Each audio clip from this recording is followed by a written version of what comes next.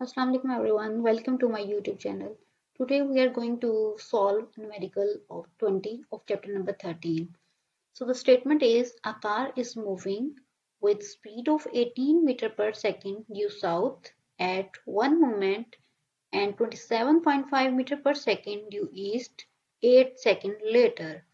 Over this time interval, determine the magnitude and direction of its average velocity, average acceleration, and average speed. And can you determine all these from information given? तो हम देखते हैं कि कोई भी car है वो जो कि मूव कर रही है टूवर्ड्स साउथ और कुछ टाइम के बाद यानी 8 सेकंड के बाद वो मूव करती है 27.5 metre per second due to east east की तरफ वो मूव करती है।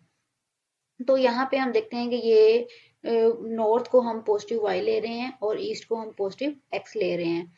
अब जो कार है वो मूव कर रही है with speed of 18 metre per second जो साउथ वो साउथ की तरफ कर रही है दैट्स व्हाई वो नेगेटिव वाई डायरेक्शन में जा रही है, ठीक है। और it's 27.5 metre per second east में है तो वहाँ हमारे पास पॉजिटिव एक्स डायरेक्शन में हम उसको ले रहे हैं। अब चूंकि हमने फाइंड करना है एवरेज वेलोसिटी फाइंड करनी है, तो जैसे कि हमें पता है कि एवरेज वेलोसिटी फाइंड करने के लिए हमारे पास जो फॉर्मूला होता है कि average velocity is equal to displacement divided by time. तो जैसा कि हमें ये इंफॉर्मेशन में डिस्प्लेसमेंट जो है वो गिवन नहीं है, तो दैट्स वाई इस इंफॉर्मेशन के अकॉर्डिंग हम वी एवरेज जो है वो फाइंड आउट नहीं कर सकते। सो जो हमारे पास नेक्स्ट भी पार्ट है वो है टू इट्स एवरेज एक्सेलरेशन। कि एवरेज एक्सेलरेशन हम कैसे फाइंड करते हैं कि हमें जो वेलोसिटी जो है वो गिवन है, तो change in velocity with respect to time is known as average acceleration. तो हमें पता है कि जो हमारे पास v2 है वो 27.5 है कि वो 18 से पहले उसकी जो स्पीड है वो 18 है एंड देन उसकी स्पीड बन जाती है 27। इसका मतलब v2 हमारे पास 27 है और जो स्पीड v1 है वो 18 है। अब 18 चूंकि ये नेगेटिव की तरफ है दैट्स वाई हम इसको यहाँ पे नेगेटिव ले रहे हैं कि 27.5 माइनस और ये माइनस 18 क्योंकि ये नेगेटिव वाई डायरेक्शन में है डिवाइडेड बाय टाइम जो है वो हमें 8 सेकंड जो है वो गिवन है।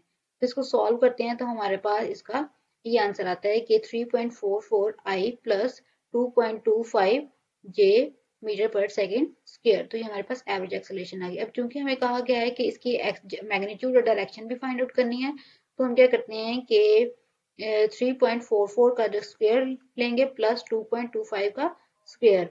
तो ये हमारे पास क्या बन जाएगा 11.83 एंड दिस, और इसको जब सॉल्व करेंगे तो हमारे पास एवरेज एक्सेलरेशन जो है उसका answer 4.11 metre per second square आ जाएगा।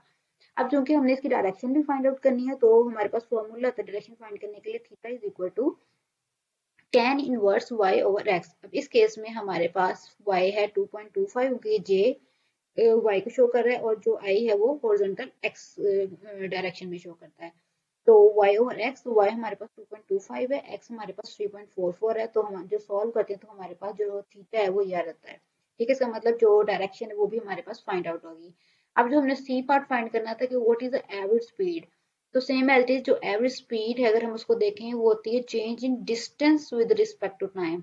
अब चूंकि हमें इस इंफॉर्मेशन में डिस्टेंस भी गिवन नहीं है, तो हम क्या करेंगे कि इससे डिस्टेंस क्योंकि गिवन नहीं है तो एवरेज स्पीड जो है वो भी हम इसे डिटरमाइन नहीं कर सकते। तो ये था हमारे पास प्रॉब्लम नंबर 20 जो हमने सॉल्व किया है।